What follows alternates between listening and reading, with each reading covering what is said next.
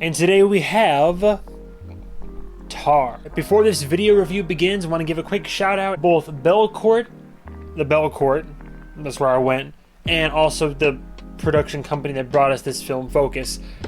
Thanks to both of you.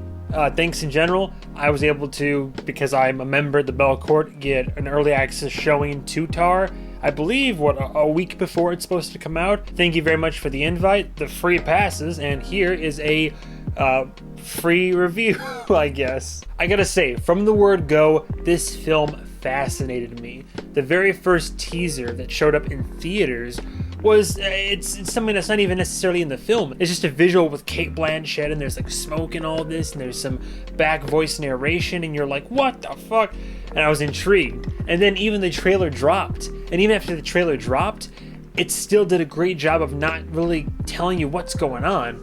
You got that Cate Blanchett's in it. You got that she appears to be a conductor, and that she seems to be maybe like a little bit neurotic about it. And then there's just a bunch of interesting visuals and like an unsettling tone, and that's about it. So as usual, start from the top down. Tar is directed by a Todd Field. This guy's interesting. Mr. Field has been an actor, like kind of sort of an actor in the 80s and 90s, but then kind of dipped away and then directed some short films. And I think he's only directed one other movie. The one I saw most recently before this one was in 2006, a movie called Little Children. So it's been years since he's both directed or starred in anything. And of course, as you can see by the poster and by all the marketing and all that, Tar stars Cate Blanchett. Even if you don't recognize the name, she's been in all the everything. I think most notably she was featured in my review of Nightmare Alley, because she's one of the stars in that. But regardless, she's been around for a long time. One of those big actors, you probably know her, you've probably at least heard of her in passing. Granted, the whole cast is going to be getting a little bit of a round of applause from me in general, but she's the main one, she's the focus. So before I even went to go see this, I was already in. Even if it ended up being bad, even if it ended up being super weird and artsy, the trailer got me. It just looked interesting, it sounded interesting. I had no idea what to expect, and that's part of the spectacle of it.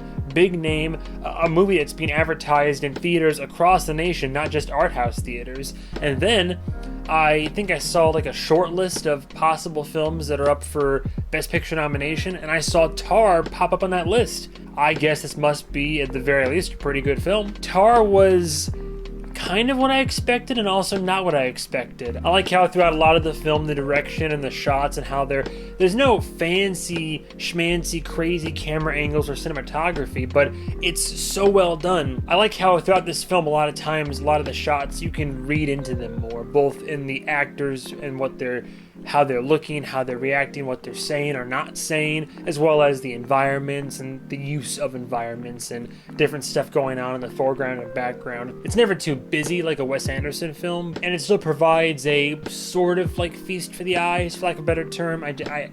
Maybe I'm over glorifying it, but you get my point. As I mentioned already, acting, bravo from all involved. Every single role in this film cast wonderfully. Cate Blanchett, I would be honestly shocked if she didn't get a nomination for like Best Lead Actress. We all know she's good. If you're familiar with her work, you know that she's, killer.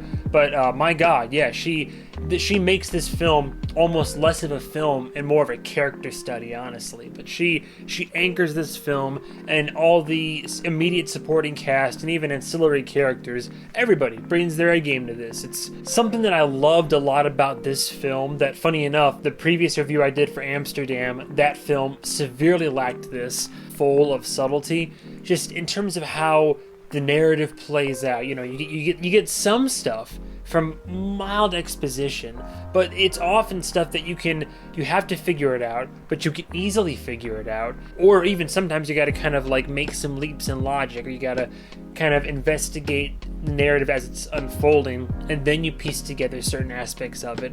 But a lot of what happens in this film isn't always somebody talking about something or somebody overtly showing something. It could be the way a character looks at somebody, the way that somebody glances at this or reacts to something, or what somebody's actions in a scene kind of are indicative of, and what the implications are or lack thereof. There's so much nuance to what happens in this film. Granted, the whole film's not like that, but a lot of this film is just, I think, excellent visual storytelling, and excellent storytelling through characters, dialogue, action, interaction with their environments. The film's grounded through Cate Blanchett's character, so there's a couple sequences here and there, especially some of her personal dreams, where that's more of a personal and more of a visually interpretive touch to it. But even still, it adds a layer to it where you can both see where her mind is and where her interpretations of the narrative are, and then you can also extrapolate for yourself. And I'm gonna get lost in thought here, but I like the nuance and subtlety this film plays with. Without giving too much away, I will say I like this film has a realistic portrayal of there's some definitely thematic material in here, and the subcategories of sexual harassment, the type of stuff that we learn about in like work training, where it's, you know, retaliation, power dynamics, hostility in the workplace, and even grooming in this case. All these things are kind of portrayed in this film, and I like it. It shows that, but also through different sexes. So it shows that although it is predominantly one gender over the other, it's a two-way street. The shit works both ways. Throughout a lot of the film, there is some artsy imagery, but it's effective. It's not too full of itself. You know, you take a movie like Men, right?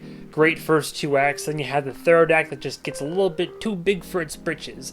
This film does kind of the opposite. Even when this film does get artsy, out there with its visual representations of characters' mindsets or kind of state of mind in general. It doesn't do that a lot, but when it does, it's more than well earned. From a visually cinematic perspective, it works, and it works well. It doesn't lay beat for beat what happens. When this film does move, it moves very effectively, efficiently, and has great scenes that might even last for a few seconds, but you can immediately tell how that scene went, even if you don't see the full scene. You know what the implications are. You can tell by where the character goes next and what they're saying to somebody next, how it went. I love that. It was handled so well. And because of that, there's a lot of follow-up on the narrative. I like how just about every aspect of this narrative comes full circle. Some characters just kind of disappear, for lack of a better term, but appropriately so. It makes sense, and it doesn't seem like they've been forgotten. It just is, some people move on, some people no longer are meant to service the narrative, and others are meant to come back around or stick around till the end. I don't have a lot negative to say about it. I thought I had a certain opinion coming out of the film, but as I've been stewing on it more and more, the only possible complaints that I have, because I'm comparing it between quality of a film and personal enjoyment, I don't mind slow burn films, but some parts of the film are just dragged on a little bit too long. Drive My Car did a similar thing. I have no problem with that film being as long as it is. It serves narrative and it does what it's supposed to do. However, in terms of my personal enjoyment, maybe it's just the youngster in me, or a specific like pacing that I'm accustomed to. There were just a few moments of this film where I almost checked out a little bit, just because some scenes were just going on a little bit longer than I would have preferred. But again, personal preference, personal bias. The scenes, for the most part, all service the narrative appropriately, but I think a little bit of the fat could have been trimmed. Excellent script, excellent dialogue. I will say, most audiences might not go crazy for this. It is a very wordy film. From the word go, from the opening of this movie, it's like it cuts into a very wordy interview. And I loved the interview at the beginning, but a lot of the film is dialogue driven and it's very character centric, so there's going to be a lot of dialogue. I think your average moviegoer might not have the patience for a film like this. I think a lot of average moviegoers don't have the patience for slow burns in general, because they'll say, oh, it's boring. There were like maybe 2 or 3 moments where I thought some conversations were going on a little bit longer than needed it to. Again, it's like the pacing issue, right? Do I think the pacing of the film is bad? No. Do I think the amount of dialogue in the film is bad? No. Do I believe that they still both could have been tightened up respectively? Yes. But that's all I got, man. The more and more I think about it, the more and more I actually really did enjoy this film. I don't think it's a masterpiece by any means. I don't have an inkling to like immediately go watch it again, but I would definitely enjoy watching it again. Movies like this and tales like this are kind of tales about how power can corrupt, you know, about, I guess maybe it's power and fame, but it can happen to anybody, no matter how good or altruistic your intentions were to begin with. Again, don't mean to spoil too much of the movie. I'm just laying some like basics for what to thematically expect. Tar was a very good movie, a really good movie. And as you know, I review films on two criteria: quality of film and personal enjoyment. Quality-wise, I almost no notes. It succeeds in doing exactly what it set out to do so damn well. Personal enjoyment, I really enjoyed the film. However, there are only my personal preferences and personal gripes with amount of dialogue here and there, the pacing, just kind of some scenes being drawn out a little bit too long, but like that's it. I'm just saying, it's in my personal enjoyment, it wasn't perfect. So for those reasons, I think I can safely say that I would give Tar a very high 4 out of 5. A very high 4 out of 5. Overall, it's near perfect. I think it could easily have made my top 10 for the year. I almost kind of want to revisit it. When I went to go see it, I will admit I was in not a very advantageous position, so my neck was just killing me throughout a lot of the showing. So my neck pains through here were kind of distracting me. I would like to go see it again with a more comfortable seat and posture, and possibly reassess. This is a film that I want to watch again and kind of get a better feel for. When I'll be able to do that, I don't know. That's all I gotta say about Tar. I try to keep my review as vague as possible because I don't want to give any spoilers. I just want to kind of give you a general idea of what to expect going into this, what to expect quality-wise. I would recommend seeing it in theaters, preferably with a good sound system. There is great music in this, so much so that online they call this a drama musical. The music is great in this. There's some like amazing, I mean, it's about a conductor, right? So it's all these great pieces that are being brought to life in a live orchestra. But I digress. Tar is worth your time. I think it's a fantastic film. Not gonna be for everybody. That's all I gotta say about Tar. Thank you guys and gals so much for watching, and stay tuned for the next episode of whatever movie I review. And goodbye, travelers.